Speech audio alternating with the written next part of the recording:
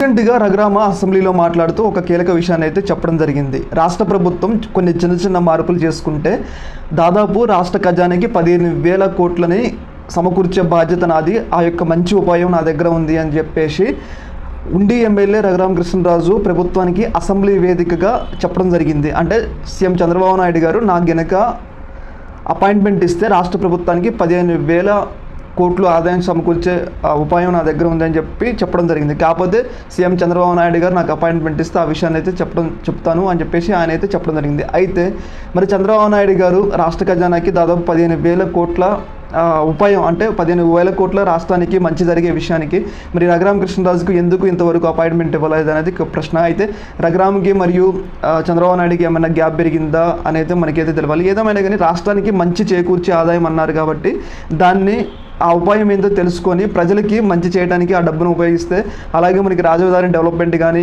ఇప్పుడు స్కీమ్స్ అమలు చేయడానికి కానీ చాలా డబ్బులు లేక ప్రభుత్వం చాలా తీవ్ర ఇబ్బంది పడుతుంది కదా. అలాంటి సందర్భంలో రఘురామ ఇచ్చే ఉపాయాన్ని వాడుకొని రాష్ట్రానికి ప్రయాణం చేయాలని కూడా మనం కోరుకుందాం. మరి ఆ ఉపాయం ఏందో రఘురామ మరి చంద్రబాబు నాయుడుకి ఒక్కరికే చెప్తా అన్నారు కాబట్టి అపాయింట్మెంట్ ఇచ్చి ఆ ఉపాయాన్ని తెలుసుకుని రాష్ట్ర ప్రజలకి మంచి చేకూరే విధంగా ప్రయత్నాలు జరగాలని మనం కోరుకుందాం. దీని మీద మీ అభిప్రాయం తెలియజేయండి. ఓకే, మరి థ్యాంక్ యూ.